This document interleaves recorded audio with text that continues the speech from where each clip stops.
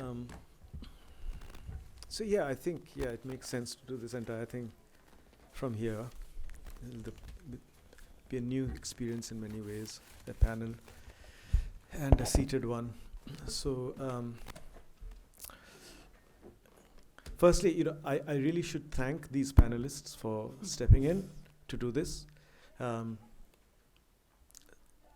One of our speakers had to cancel because of a personal bereavement, and these people, great authorities and experts as they are, they also generous with their time and kind enough to come in and add, I think, to the discussion, because to have these languages now figure from the point of view of people who have worked with these languages is something we wouldn't have had were it not for this kind of sudden change of plan. So it's not a really representative panel. Then we would need to have. If we were covering world literature, we would need to have all the languages of the world. And if it were Indian literature, then there wouldn't be space on this stage. So instead, what we have is Bengali and Hindi and Gujarati and French. Sindhi. Always an afterthought. Okay. Gujarati, Sindhi, and French. Oh, that's another two languages in one person. Okay, and English, of course, and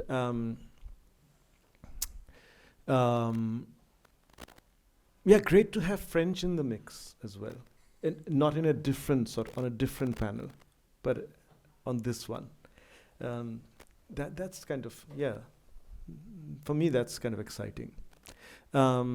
Because I think all of these, we're not trying to put together something by addition. We are trying to kind of create a conversation which exists between these literary histories and modernities, which includes, the languages here, the languages not here. Very quick introductions. Rosinka Chaudhuri kindly stepped in. She's my wife. She had the most reason to resist. But anyway, she's written The Literary Thing, which is, I kind of showcases her interest in the minor writers in what in India would be seen to be a major literary tradition, the Bengali, and various other books. Look her up on Google. She's a translator and editor. Ashutosh, so I know him through an encounter with an essay he wrote on the writer Vinod Kumar Shukla for the Indian Express in English. Although you write generally in Hindi and English, you're a bilingual writer yourself, like the figure you mentioned earlier, as having disappeared. Yeah, and it was a really interesting and fine essay, and that is more rare than you might think. So I remembered what he had done over there. Rita has just published a book, Uneasy Translations, and what I've read of it is marvelous, and she's a thinker on translation and on she has idiosyncratic, her own sort of interests in the languages she works in, which again step outside the canonical, I think, but in an idiosyncratic way, so that again it doesn't have the complacency of stepping outside the canonical. Martin is professor of French. So, Professor of Modern French Thought and Culture. So that covers the figure of the writer-critic. Yes, yeah. And you're deeply interested in theory. Um, so, should we start with you? Um, theory, writing, criticism.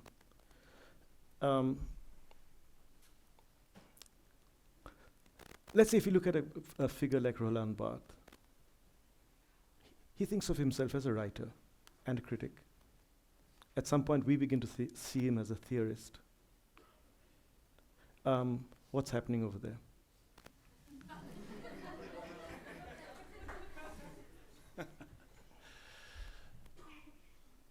Well, fortunately, I did give some thought to Barthes, thinking about this, before deciding that actually I wouldn't pursue thinking about him much further. So at least I thought about him a bit. I wish I thought about him more now. But excellent. I'll try not to say very much then in that case, or at least so that I can I'll limit the damage by limiting my errors then in that case. No, I mean, one reason why Barthes is a fascinating figure in the French context, and I mean generally, but in relation to the French context, is that his trajectory discloses quite a lot about the institutions that are managing the circulation of discourse around literature, let's say, in France. From, broadly speaking, let's say, the 1940s until 1980. And things shift, and he's also responsible for that shift. But there's two key things, really, about Barthes, beginning and end of his writing career, would be that he emerges precisely as an essayist and as a jobbing critic, and as a jobbing critic who then very quickly becomes a major force in the development of that kind of jobbing criticism towards what eventually will become known as theory in that kind of, that abbreviated designation. But he starts as a jobbing critic and Marxist. And as he becomes more established, but he never becomes established in a university sense until right at the end of what will be the end of his life, he gets a position at the Collège de France, which is the single most prestigious establishment in France, and where all you have to do is rock up every now and again and give some lectures, and that's it. It is an extraordinarily prestigious appointment, and that's his only academic appointment. Mm-hmm. So one thing that Barthes discloses is the, broadly speaking, and certainly until the generation which is in a sense a generation slightly younger than Barthes, the generation of theorists, as we might know them, philosophers, as mostly they would have thought of themselves, who appear in the late 60s. But until then, really, the significant voices are nothing to do with universities in these discussions, and they're not sustained by the university in any way. They're sustained by a very different discursive institutional network, set of networks, which is to do with two things which are interconnected. One is the existence of the revue, which is this sort of strange creature, which is not a literary magazine, it's not a review of books, and it's not an academic journal. It's somewhere between an academic journal and a sort of review of books. Those would be in the English-speaking world. But those are extremely powerful taste and career makers during this period. And they also allow people to survive. They're institutionally and in that sense commercially strong enough, often with significant subsidy, that people can survive by becoming attached to significant revue in that way. And that will be true to an extent for Barthes. And the other thing is then, and this is the individual revue is often part of this, is publishers, major publishers.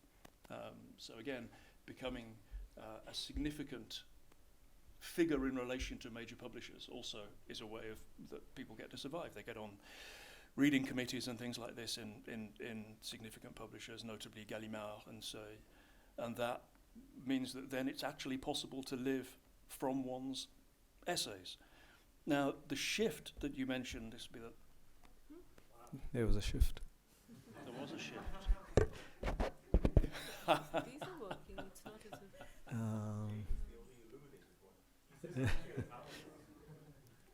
The mics are working actually. Yeah, we can speak in the darkness, amplified. That's we can resume. I think. Are we all still in the same place? Yeah. Sorry, you were So completing a I was thought. gonna say I'll say this and then stop. Yeah. So that was just that was came slightly too soon. Is that shift towards Barthes as jobbing critic, essayist, and so on, towards Barthes as writer, is itself facilitated, I think, really. So he'll start, thinking of himself in those kind of terms and associating himself with writing in that kind of way from, what would we say, probably kind of mid-70s, maybe slightly earlier.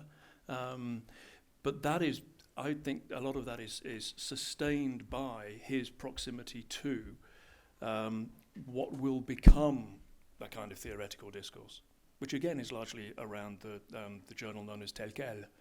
And thanks to the grand importance that emerges of the noun écriture and writing, then Barthes comes to think of himself more as a writer and starts experimenting with these kind of hybrid, essayistic, critical autobiographical kind of forms.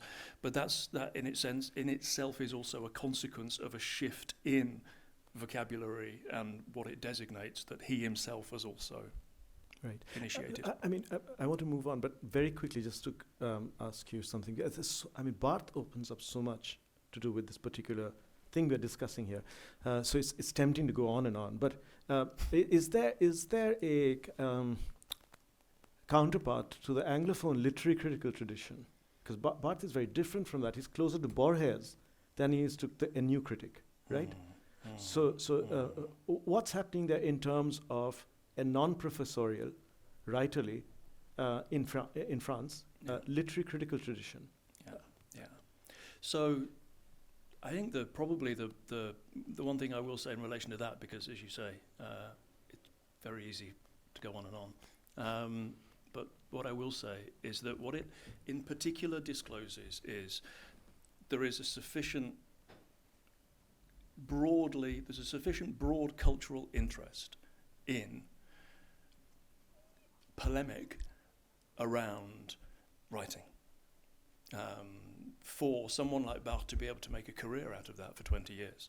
The first 20 years of his career, that's what he does. And it's moving from, he takes a whole series of positions over that time. But it is what sustains that as a career in a very loose sense is the fact that culturally enough people are interested in and enough importance to polemics around the question of literature for that to be a viable way to establish oneself. Right. Thank you. Thanks, Martin. Rita, where would you say the most kind of robust traditions of criticism lie in the language that you deal with? And then we can come to the critics, who, most kind of persuasively contribute to those traditions. I read more in some languages than some others, but of the languages that I sort of read on and off or have some familiarity to be able to answer your first question, I think Marathi has a very, very robust literary criticism. But I hail from the region of Gujarat, and so I'm familiar with that literary tradition. I'm familiar somewhat with the Sindhi literary tradition, which is, Sindhi is the language that I grew up with. And And there are two very different things happening Okay. here. So let me just go over that a little bit. So the first actually person that came to mind, Amit, when you called up and you asked me to be on this panel, Beg is you. very much like, I didn't let you beg, Yeah, is very much like the poet Professor Shimona mentions.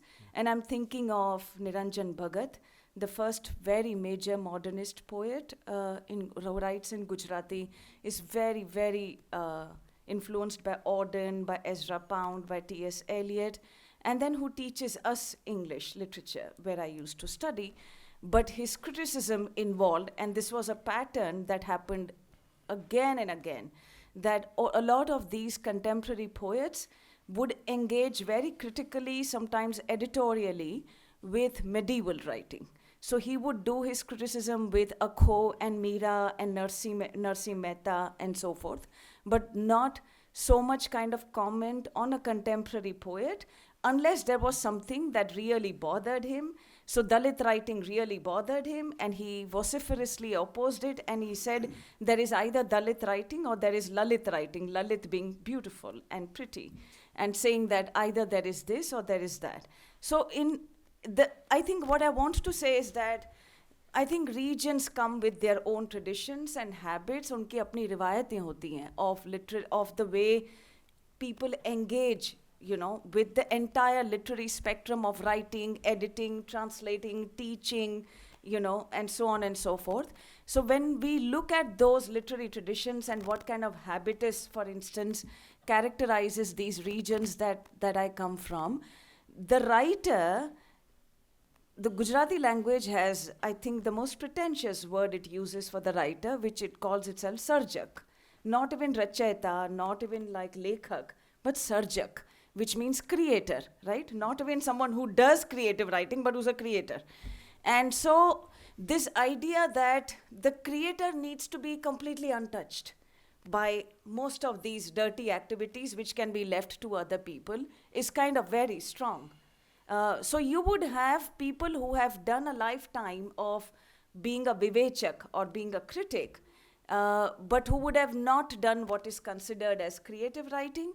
And you would have people who have been sarjak all their lives, but by and large who will not kind of touch upon, critical writing of that kind. But then every now and then you have these interesting figures in between, of which I've mentioned one, and there are several others. But very interestingly, even they would choose a different period in history so as not to offend their contemporaries and, write about them. And when I kind of look at, for instance, a whole bunch of figures in Gujarat, actually, the one that stands out to me the most in that sense of the creative and the critical impulse that you look for is someone like Suresh Joshi, who's engaging with literature, who's engaging with questions of metaphysics, who's translating. And translation is, incidentally, a very, very big part of the makeup of almost every writer-critic, who at some point or the other has been a translator, right? And in some sense, I think translation manages to kind of make overt sometimes some of the critical principles that people were struggling to find out. So when 19th century onwards, when you find translators first translating Sanskrit writing into Gujarati, it also gives them an opportunity to think about what does Gujarati mean for them. What should Gujarati have? How tatsam or tadbhav it should be. And, so conceptualization of what is the literary and what is the linguistic very often also happens by their engagement as translators with the writing. And so you find a tradition where you do have vivechak, you have sarjak, and then you have people who are occupying this in between spaces of some editing, some medieval writing, and some translating, and so forth, of which some stand out a lot, but they stand out as these fine editors. But in terms of like asking questions about what does literature mean, what is the role of literary criticism, what are these times that we are living in, I think the biggest kind of intellectual there is someone like Suresh Joshi, right? Who's almost a Nirmal Verma of Gujarat. I mean, there is that kind of a influence he has. He has been shaped by a lot of European forces and so forth. The other language that I come from, which is always of much less interest to the world, is Sindhi. And it is a linguistic minority. But I think partition plays a very important role even in the literary trajectory of the Sindhi language, which is something that people don't think about. People don't think that what happens is after partition, Sindhi becomes basically it's a language that has no recognition. It doesn't have a state, it doesn't have a territory.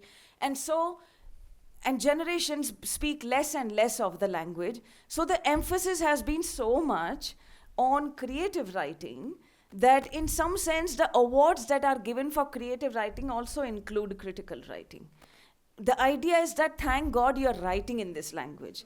Just for that fact you should be awarded. So I mean, a 65-year-old writer in Sindhi would be introduced as Hamare Navodit Kavi. The reason being that we are just so happy that the language is not dead and gone. It is almost dying. But so in that, criticism seems like almost unnecessary tanqeed. मतलब बिल्कुल बेकार की तनकीद है. It is an unnecessary criticism of an activity which we are just happy that people are writing in the first place. So there are these historical circumstances that sort of that impinge upon the way that literary trajectory has shaped. If there are more questions, we can come back if you want to. I do have a couple more. Sure. Yeah. You want me to come back to them? We can ask them now. Yeah, sure. Yeah, go on. very quickly. Yeah. When does the idea of the writer, as we understand, have grown up with, as we have understood it and taken for granted, and the idea of the literary, when does that emerge? Say in Gujarat. Late 19th century. And with whom, through whom? With people like Narmad, Dalpat Ram. These are late 19th century figures. So you see, even in the way Narmad and Dalpat Ram are writing, it's almost like they are fashioning themselves as writers. They are beginning to document the process of writing. And so it is just about beginning of that period. But when you come to the 20th century, and especially for, let's say, Uma Shankar Joshi, the idea has been very, very sedimented. The idea of a writer, the idea of someone who's very special, someone who can work with many genres, and whose creative word can have a lot of meaning around him, and so forth. So when he becomes the vice chancellor of Gujarat University, you had some people saying, why would a creative writer become a vice chancellor? And people said, yeah, but it is Uma Shankar Joshi. It is not just any creative writer. So by that time, the prestige of writing has become very, very important. Today, that is not the case anymore, in the sense that we are not able to kind of have that kind of deference, reverence, and these are the words that I would use in the way the Sarjak has been seen in this region. That doesn't exist anymore today, but in some sense even criticism doesn't exist much today. Okay, thank you. Ashutosh, any thoughts? You've heard Rita and Martin speak. When it comes to Hindi, Rita mentioned Nirmal Verma. Now, Nirmal Verma, for instance, is seen very differently from Premchand, at least to us when we read about Premchand in school. We just thought he was a socialist realist. I mean, that's a term with vague, kind of approximates the way we thought about him. Later on, when we discovered Nirmal Verma, is completely different, and his difference cannot completely be explained by Europe. It's to do with what he was up to in relation to Hindi literature as well. Premchand actually wasn't a socialist realist. He is a deeply kind of interesting and transgressive writer in terms of sensibility.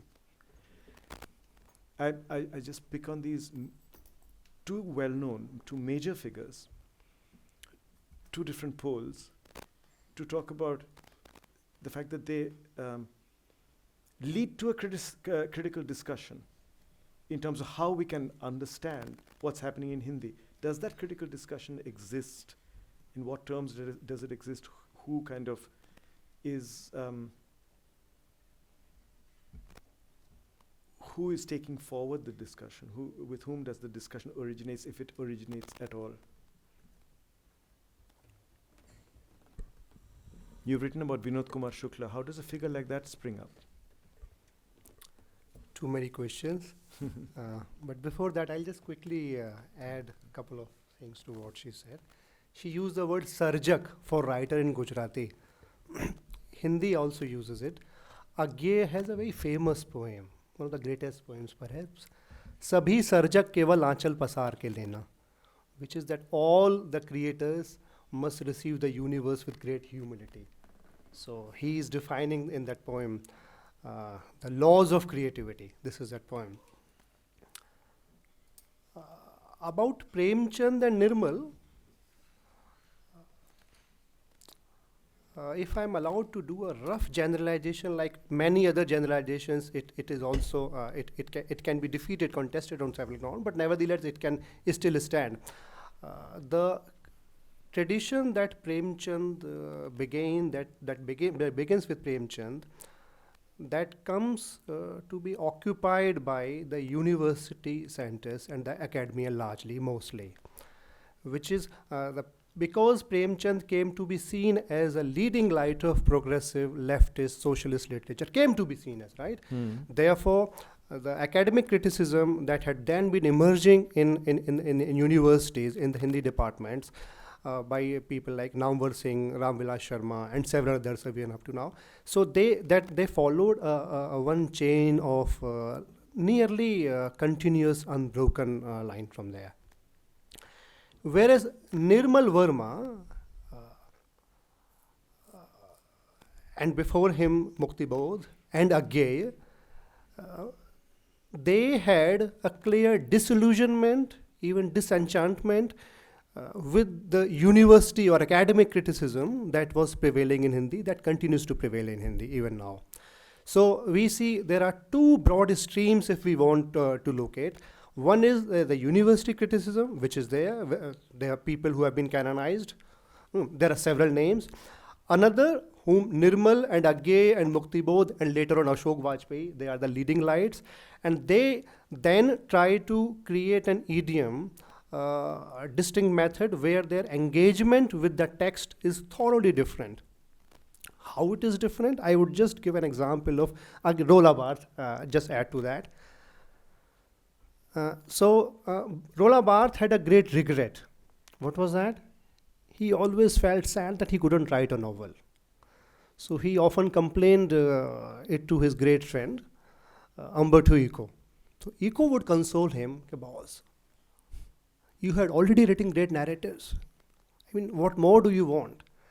So the point that I'm trying to underline here when I gave the example of Hindi writers like Nirmal and Agye, Muktibodh, Ashok Vajpayee, many others, and I also come to the same tradition. I try to at least place myself in the same tradition, that for them, criticism was not different from a kind of a narrative writing. It was not merely about, it was perhaps not about locating a text in any theory, in any ism, but trying to read the text as it wanted to convey it. And from such attempts, you see that there emerges a great school of Bhopal school of literary criticism in the 1997 onwards, where we have Udyan Vajpayee, who himself is an accomplished poet, Ashok Vajpayee, and several others. So these two streams can still be seen. One, which is being led by the, again repeating that, university writers, university critics, and second, by non-academics, but who want to have their own engagement with their writers. So my essay with Vinod Kumar Shukla, which you just mentioned, belongs to that category. Okay, thank you. I'll come back to some of the questions you've raised. And so it was by instinct that I then, Nirmal Verma and Premchand. So academic, now you situated in academic and non-academic. Premchand came to be appropriated by... That's what I'm saying, yeah. And connected to this is the idea of the instrumental and the non-instrumental, which is the non-instrumental actually is a difficult idea writers have had to kind of deal with it as critics in talking about what they're up to. Rosinka. Going back to a question that I asked Rita, which is the emergence of the writer, the emergence of the literary as we understand it today in Bengal. Can you say something about that? And then if you want to add something of the writer-critic. So, 2 things, 2 points quickly. The first is in response to your question, and it's the same question you asked Rita, but I'll try and approach it a little differently in that I would say that if you look at the history of the writer-critic in the Bengali language, the first thing I'd like to highlight is the importance of the ephemeral publication. I work mainly in the 19th century, and in that period, without a doubt, it is a print culture of newspaper reviews, journal articles, and by which, of course, at this time, of course, there is no academic journal in that sense. Which time is this? This is the, so I'm talking about the 1830s, from the 1820s onward. It is at the start, and this is something that when we address the Indian languages and Indian literature, this is something we are hesitant to acknowledge, which is that it does come out of the culture of writing, reviewing of creative works that is put in place in colonial Calcutta.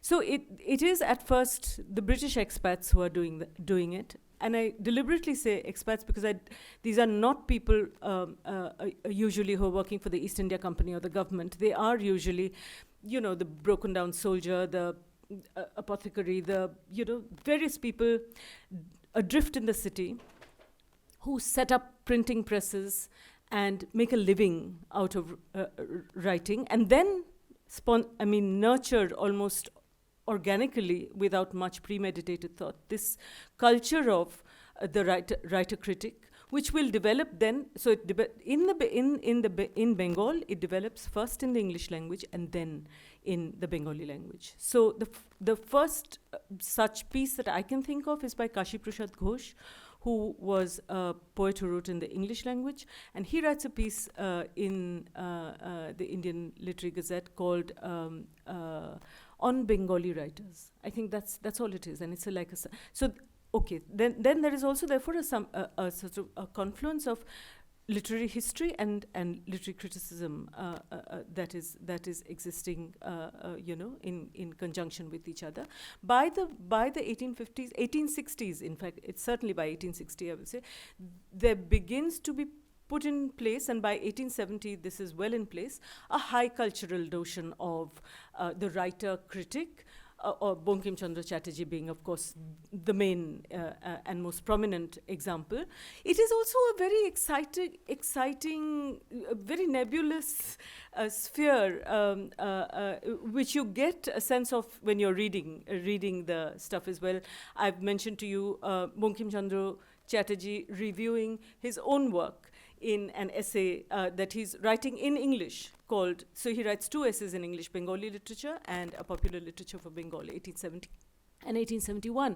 And in Bengali literature, he's summarizing, so he goes back to medieval, and these are the poets, and these are the, and then he comes into in the modern era, and he's reviewing his contemporaries, and then he's saying, and then there is, of course, and it's an anonymously published review, of course, and then there is, of course, Babu Bankim Chandra Chatterjee, whose most popular novels are, and he gives a summary of one of his novels. So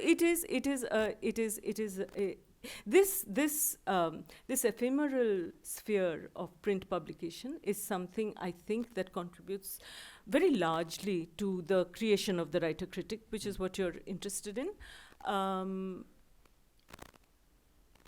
Allied to that, of course, and I mustn't forget to mention that because we are at a point when that no longer exists, there is an excitement in the reading public to in those productions. So they're addressing it to people who like to read. That could be, a shopkeeper on Benting Street selling shoes who recites Madhusudhan's poetry back to him when he understands that this is the poet who's come to his shop. This is the formation of this new public, So that's something I wanted to highlight when we speak about the writer-critic that's beginning great. to exist. Can you just add something about Bankim Chandra introducing Ishwar Gupta? I mean, for the benefit of the audience, they may not know who Ishwar Gupta is, just a brief introduction. And his formulation then, which is a conceptual of the term move Kobi. in the history of criticism. Do you want to say something? So I'll be brief, but basically this is an introduction Bankim Chandra Chatterjee wrote to the work of a predecessor who wrote between the years 1831 to 1859. Preeminent poet, editor, the most important poet in the Bengali language in the time preceding, in the generation preceding Bankim Chandra. In 1885, Bankim is writing an introduction to his poetry. So he's rescuing the poetry. The poetry is in danger of getting lost. So he's rescuing the poetry, which was mostly published, again, in the newspapers. It's published in the Shangbad Prabhakar. But so he's rescuing that poetry, and he's writing an introduction to that. In that introduction, there is a section that I've discussed in my book, where he asks the question, so what is a poet? Or rather, in Bangla, he's writing it in Bangla, he says, Kobi ke. Kobi is the word in Bengali, Kavi in Sanskrit. When he's explaining it there, he's explaining to his reader, and again, so this is the general reader, he's explaining to the reader that at the start of the 19th century, Kobi meant the singer-songwriter who performed songs in the houses of the wealthy. In ancient times, kavya, of course the Sanskrit root is kavya, but basically a kavi was anybody who wrote. So writer of treatises, theosophy, astronomy, they were all referred to as kavis. What do we mean now, however, by the word poet? He's asking in 1885. And his answer is, nowadays by the word Kobi, we mean a poet. And he writes it in English, P-O-E-T. And he says, by what the English call a poet. What is the English sense of being a poet? Producing poetry that is high and sublime and beautiful. And to explain it to his Bengali readers, he uses a Sanskrit colloquial expression, Kabbeshu Magh Kobi Kalidash. So in poetry, we have Magha, the classical Sanskrit poet, and Kavi Kalidas. These are the sorts of poetry that by which the English mean poetry and poet. So he's putting that category in place. How is that related to Ishwar Gupta? It's related to Ishwar Gupta in the sense that he's then saying Ishwar Gupta is not that sort of poet. In that sense, Ishwar Gupta is not a poet. Why? Because, and he has, so yeah, I don't want to take up too much time, but he is reading Ishwar Gupta as a Khati Bangali Kobi, by which he means authentic Bengali poet. Why? Because he writes about the seasons, he writes about Bengali sweetmeats. He's just this authentic figure who is untouched by colonial education. This is important to him as well. He says after him, every single Bengali poet has been educated in the colonial system. This poet hasn't. He misses entirely the point, of course, that Ishwar Gupta is our first modern Bengali poet, which is what I've argued. But he's searching for an authenticity that that again I find problematic, and he finds it in Ishwar Gupta. But he's very clear about the fact that Ishwar Gupta is not a poet. In the English sense. In the English sense of the word. But if I may quickly, without waiting, make us just the last point I had regarding this writer-critic across languages was to just take up the point that Vidyan made in the morning that I think is very important, because across languages you're treating us as if I need to talk about Bengali and Rita needs to talk about Gujarati and my fault. Yes, your fault entirely. Because if we say across languages, then really we should be on this panel able to speak to each other across languages, and that is not happening because of the other issue Rita flagged, which is translation. But I am well equipped to talk about Bath, as Ashutosh mentioned Bath, Rita mentioned. We've all read our Bath. We know Bath. But but the French don't know our criticism, and that is our fault because we have not put it out there for anybody at all to read. We have not theorized it, which is what we're trying to do. We have not theorized it, and we have not even put it out there. These conceptual shifts are contemporary with Arnold. They don't come after. Rosinka, even when you put it out there, I'm not sure who's reading. That's, well, we're at that Martin will stage read, now, I'm sure, because he's interested in the history of criticism. Since we're talking about Barth, let me bring you back on Barth, mainly because of this shift she's noting. Ishwar Gupta is not a poet. He's a Khati Bengali Kobi, authentic Bengali poet in the Kobi, in the Indian, so in the Bengali sense over here, which also narrows it down a lot. You know, he wouldn't say that of Kalidas, Khati Sanskrit Kobi. He's kind of localizing it, and he's saying, but he's not a poet. Later, quite a few decades later, I mean, Eliot would make a similar comment about Kipling, versifier, not a poet. A distinction is made there. Barth talks about the distinction in Writing Degree 0 as to when poetry becomes free of its markers. I mean, you cannot say this is poetry because it's got rhyme, it's got scansion of a particular kind. It becomes a condition of language, right? So Bonkem, Barth would have been interested in Bonkem saying that, I think, because Bonkem is talking about the particular condition of language, which he identifies somewhere else than in Ishwar Gupta. So, can you just amplify a little bit on what Barth is saying, its importance? The book comes out when, in the 50s? Writing Degree 0? 53, okay. But only in translation, only in 71, right? In the English translation. Right.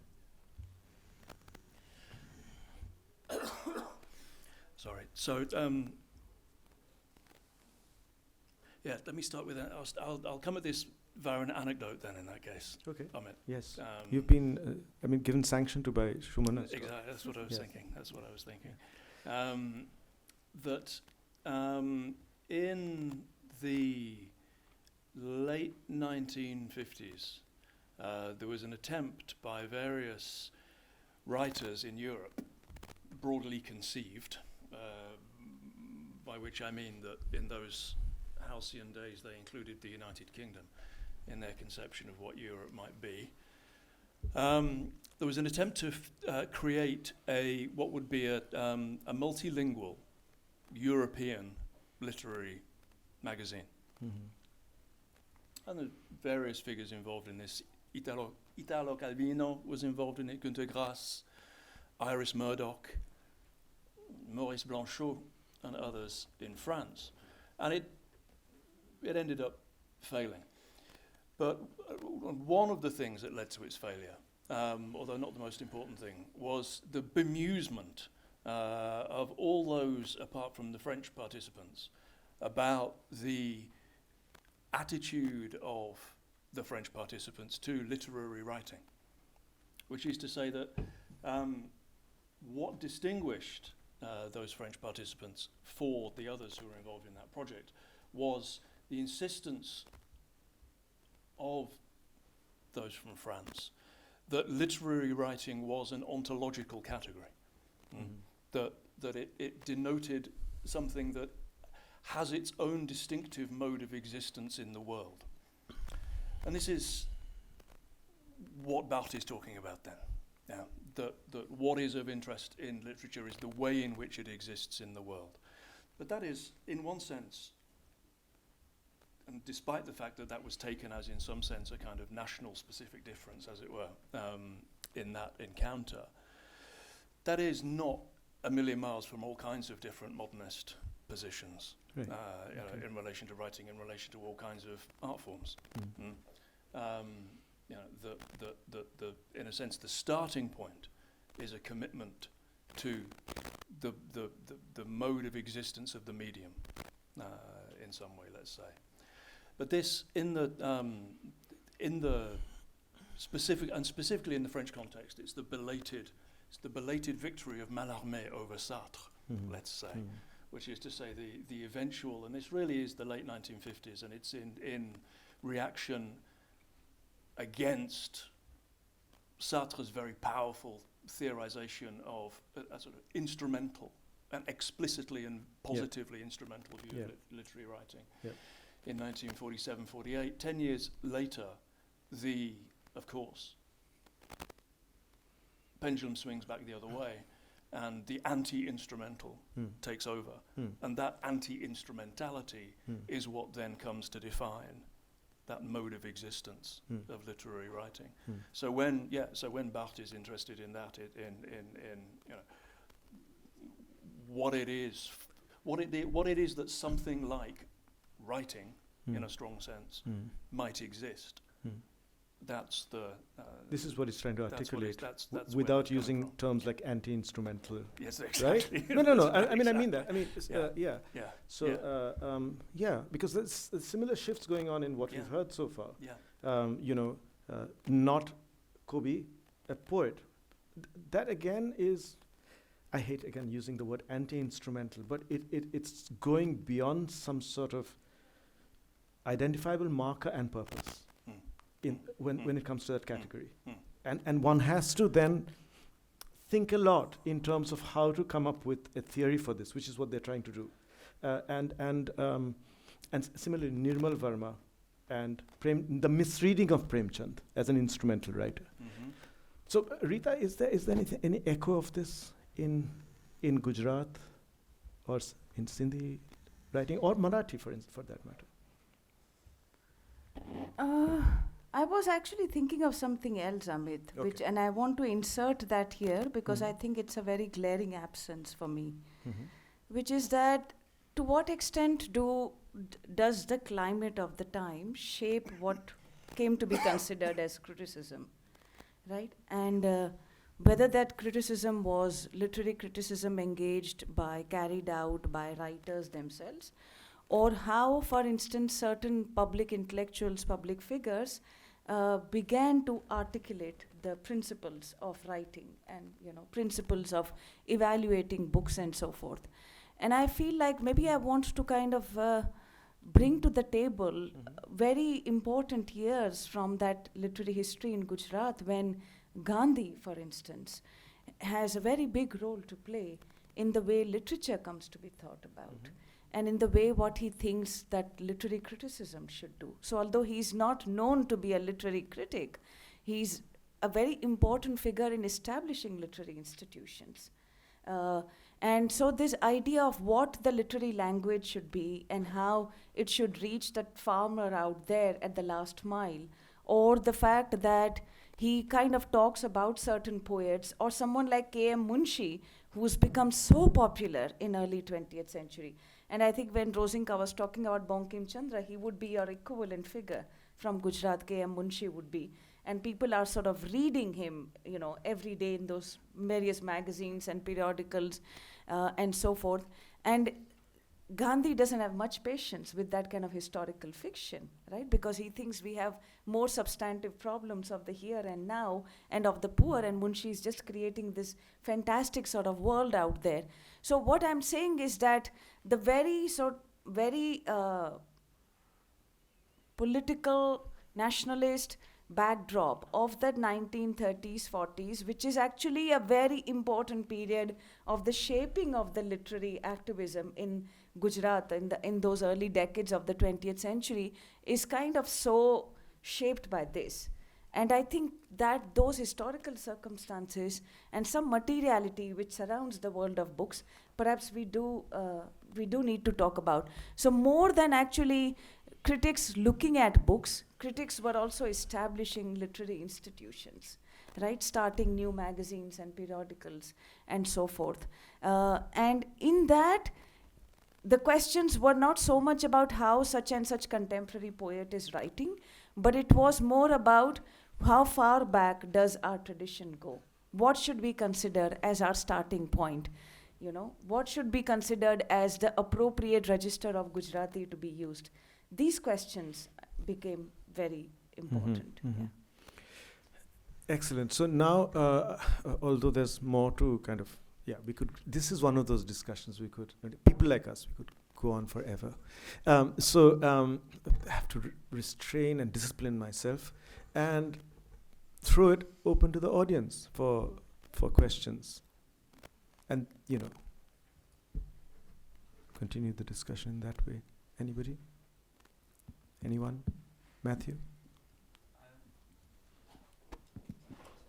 Yeah, I was very interested in what Rita was saying about Sindhi and about the fact that anyone who intervened in this language perceived as dying or in decline or embattled was assumed to be making some kind of creative contribution.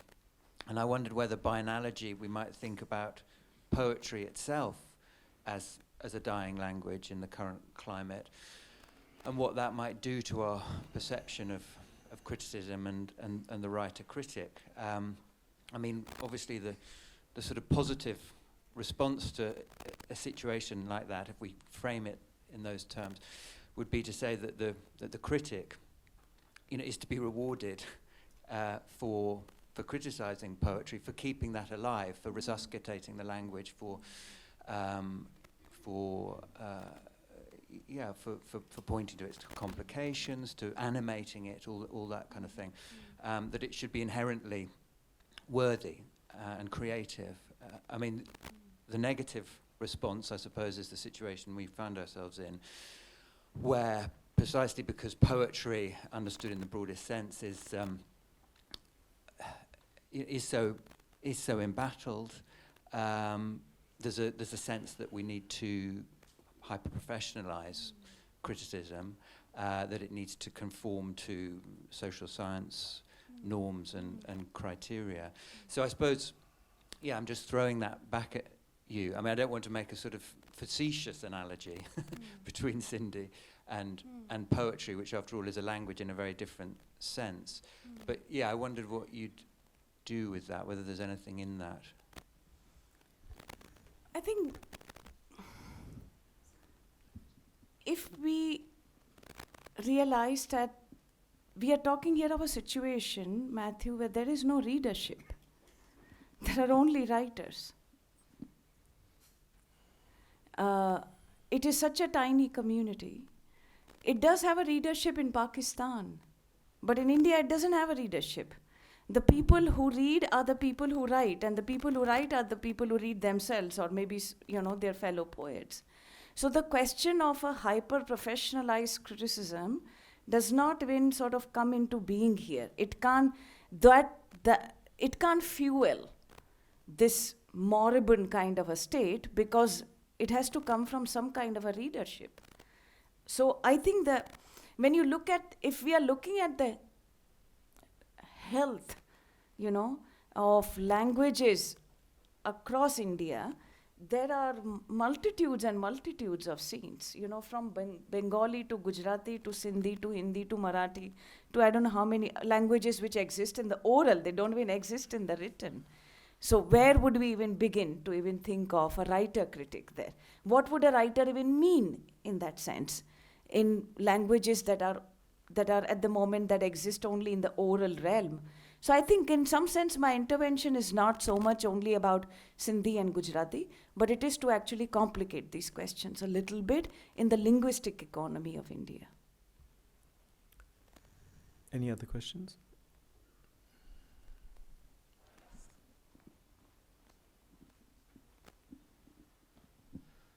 So like you mentioned about how K.M. Munshi's work was influenced by the climate of his time and how his critics kind of influenced his work, I got reminded of Saadat Hasan Manto and how during his time the politics was very intense, and though he chose to write about communal riots and politics, he also wrote about the issues faced by prostitutes and sex workers, which was really unconventional for its time.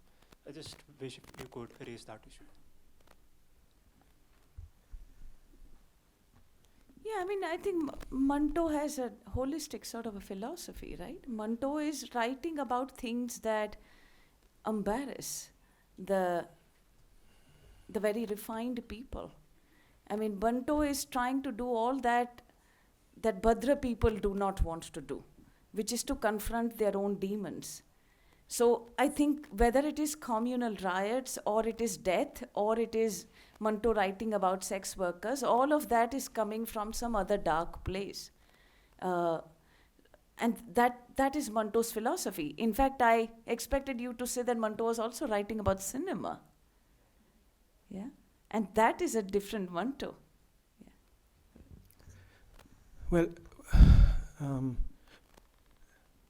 when it comes to Manto, I mean, I've sort of included two stories in my anthology, the Picador Book of Modern Indian Literature, and I teach those stories as part of my class. And one of the stories is ostensibly about a sex worker. It is about a sex worker, but it's about a lot of other things as well. The other story is about a man called Manto and his friend, who has a relationship with Piran, who gives him bad luck. And he uses this relationship strategically whenever he wants bad luck, in terms that of wanting to lose his job so that he can relax. He goes and sees Piran. Now, students were telling me that, we don't get to see this Manto. We are sort of caught in the politeness of the impolite Manto, which is also a discourse, and it's a polite discourse. And in the midst of this, to kind of invoke, to use the word you've been using, otium, dislocates the students. Hey, we hear about the mantra of partition, we hear about the mantra of sex workers. Where's the mantra of laziness? But the mantra of laziness is connected to a very rich history, including Premchand, whom we don't see in those terms at all. And I fear we are missing those histories. Questions? Last one more.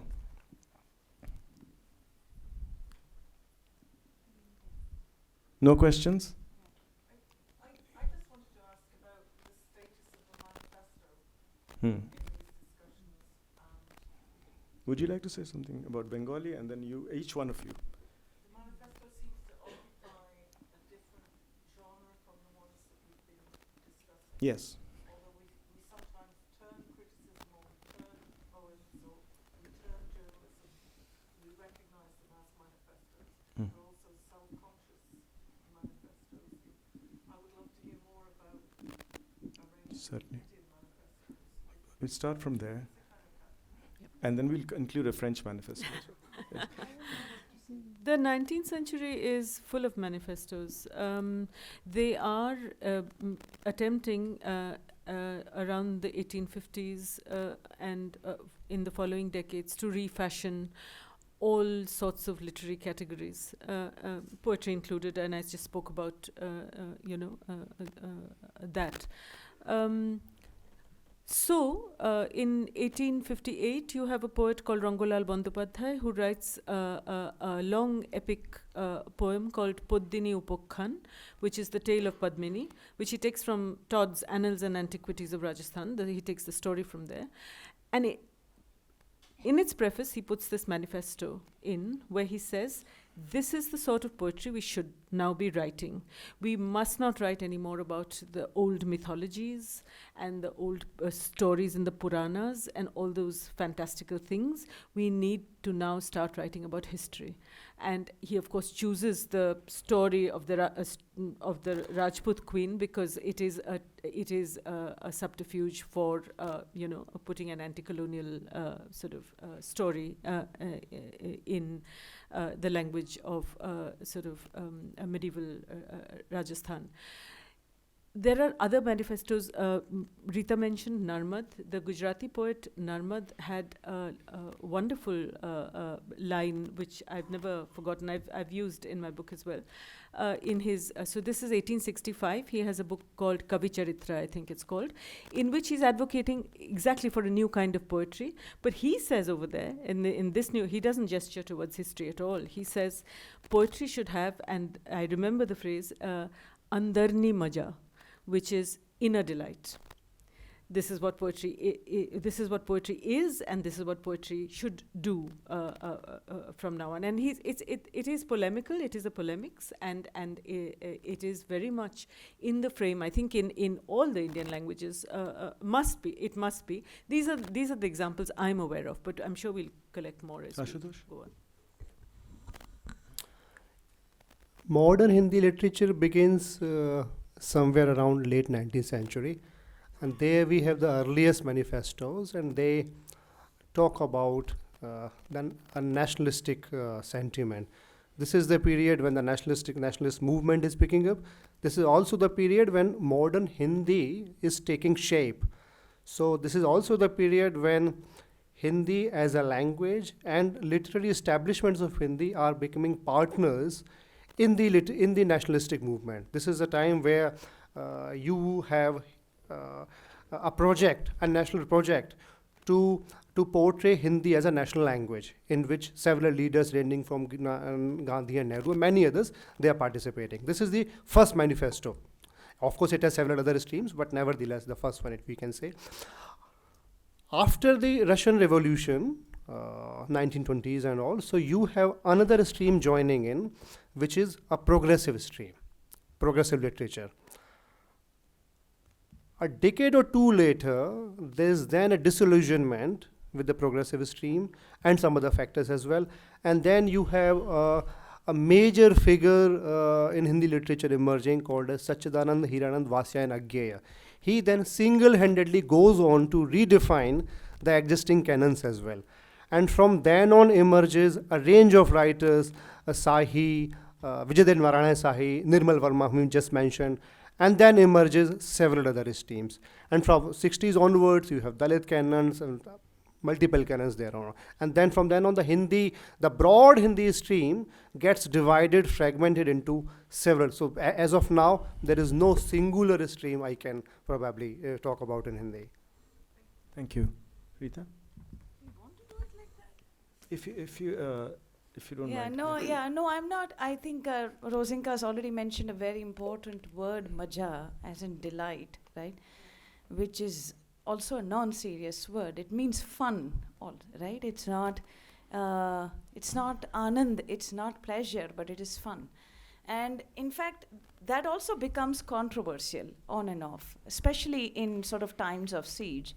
So for instance, the poet that I mentioned earlier, this modernist poet who I said is very influenced by Ezra Pound and what have you, Niranjan Bhagat and so on. He has this poem which he writes in around 50s, where there are these lines who says, "Hu kya kasho karva avyo chu, hu to bas farva avyo chu." That I haven't come to do anything. I have only come to roam around. I've come to philander, right? I've just come to. And when the 2002 carnage happens in Gujarat and there's a massacre and what have you, there were people who were quoting these lines to say that this is what our poetry is about. It will not confront the times. It will not reflect, it will not engage with the violence of its time. That I have only come for that this is maja in some sense. So I think if I had to think of that, so I'm not sure this is a manifesto, but I think if I had to think of from 19th century onwards to the present day, one very pressing question which Gujarat has not resolved is basically, it is this, that what is the function of poetry, or even what is the function of criticism in times of violence? And really speaking, it doesn't have to show much for itself. Has it resolved the question of what the function of poetry and criticism is at other times? At other times, no, it doesn't see it sees both as separate streams, I think, Amit. Okay. Yeah. Martin? Thanks, yeah. So, of course, through what we might refer to rapidly in relation to Europe as the short 20th century, then and thinking specifically about European France, I'm going to come back to that. Just need the mic a little bit. Yeah. Thinking specifically about European France, I'll come back to that. France is, as it were, the home of the literary manifesto in the sense that it is impossible to establish oneself on the literary scene without also waving something that at least has the function of a manifesto, even if it isn't couched as a manifesto. And that continues right the way through up until the 90s, the 1990s, somewhat surprisingly. But of course, by that time, the manifesto has also become often very heavily mediatized, and including in a kind of a very heavily mediatized version of a supposedly anti-mediatization manifesto and so on. There's that kind of rabbit hole hypocrisy that is going on at that time. I think in one way we could say the last example of that would be even somebody like Michel Houellebecq, who, before he became the poster boy of the racist, Islamophobic cultural centre right in France, was a struggling poet, but launched himself as a struggling poet with a manifesto about being a struggling poet. So he's still, in that sense, sort of essential then, supposedly. But since then, the crucial thing really that I want to underline is that I'd say there are two manifestos since then that have been particularly interesting and significant. And the first of which would be what's called a joint authored text by three Martinican writers, Patrick Chamoiseau, Jean Bernabé, and Raphaël Confiant, called Éloge de la Créolité, in praise of creolity or creoleness, which does what it says in its title, but which is written from out of Martinique, Martinique being still administratively and politically part of France, but an ex-colony in that sense. That's the late 80s, early 90s, turn of the 90s, Éloge de la Créolité. And, as I say, in praise of creoleness, and written in that sense also against what is still at that time a very heavily centralizing and purificatory self-obsession on the part of the French language within European France. The other one that I want to draw attention to then, which is much more recent, within the last 10 years, was something that was published in European France by so-called post-colonial intellectuals, mostly who are coming out of Francophone Africa, notably Alain Mabanckou, who is the lead author of this, called Pour une littérature monde en français, which is for a world literature in French, and which is written affirmatively in praise of and celebration of a kind of expansiveness, but that also means in the French context it's written polemically against the notion of francophonia, la francophonie, which essentially is a kind of linguistic commonwealth for the French-speaking nations, and which is still indexed to the centrality of European France and the supposed supremacy of the French language as the ultimate vehicle of lucidity and so on. So in relation to this specific question, it's neither insignificant nor unhappy, shall we say. I think that the only significant manifesto-style writings are ones that are explicitly critical of the self-sufficiency of European French literary culture, and that are explicitly, and I say this to salute Dipesh Chakrabarti and also Shumana, that are explicitly provincializing France. Great. I just want to add, there are so many manifestos. Just want to quickly add three that come to mind. I don't have it verbatim. So because manifestos are also parodic. Bhupen Khakar, the painter, Gujarati, Bombay, was an accountant, or trained to be an accountant, became a painter. paints small town Gujarat, but also brings in certain surfaces and colors, which Nissim Ezekiel identified with. You know, I mean, he's bringing in Indian kitsch, but not in a kind of demonstrative, self-conscious way, into the kind of taste of the painting. And so, in keeping with this, in the early 70s, I think, for a exhibition that he does, he comes up with points and a manifesto. I don't remember all the points he makes, but the importance of a bouquet of plastic flowers, terraline shirts, you know, cheap synthetic material are listed as being, you know, definitive of a particular kind of beauty in that manifesto. That is an important manifesto. Going further back, Satyajit Ray, the filmmaker, early 1940s, he is unhappy with the cinema he's seeing around him in India, in Bengal, and he calls it by a single name, though you know he generalizes mythologicals, because there are all kind of films about gods and goddesses, narrative cinema about gods and goddesses, Hindu gods and goddesses, and he says the Indian filmmaker must open his eyes. There is much to see around him. He must open his eyes and see.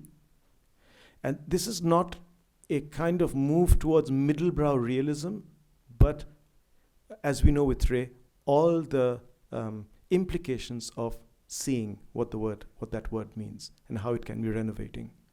So that's before he's made a single film, he is talking about seeing in a slightly different way. And going further back, Tagore, two manifestos around the same time. I think 1889, he writes it in his notebook. It's called Sahitya, or literature. It's about 1.5 pages long, published posthumously. He makes a distinction between Srishti, creation, and Nirman, construction. And those paragraphs in which he makes that distinction between construction and creation in 1889 comprise an early manifesto that again take us out of the historical philological method, a preoccupation that lies at the heart of criticism. And the last one, again from Tagore, 1894, children's nursery rhymes, Chele Bhulano Chhora, his essay on children's nursery rhymes. Bengali children's nursery rhymes, he says, are important because they accommodate the superfluous. Their progression is illogical, very unlike the way the adult mind works. The adult mind is masterful. The Bengali nursery rhyme is a space for the irrelevant, the unnecessary, and the superfluous. 1894, and he brings in this term, Nitya Prabahito Chetonar Majid, the always flowing stream of consciousness, which, he says, does not filter out things, which are filtered out by the adult mind. Very, very important manifesto, not just for Indian literature, in literature. So, and our manifesto, Literary Activism, jump right to it, yeah. Anyway, thank you so much. It's been wonderful, and thank my fellow, and what, no, fellow is not the right word. What's the word? Anyway, my co-panelists for being so generous and making this a wonderful discussion. Thank you.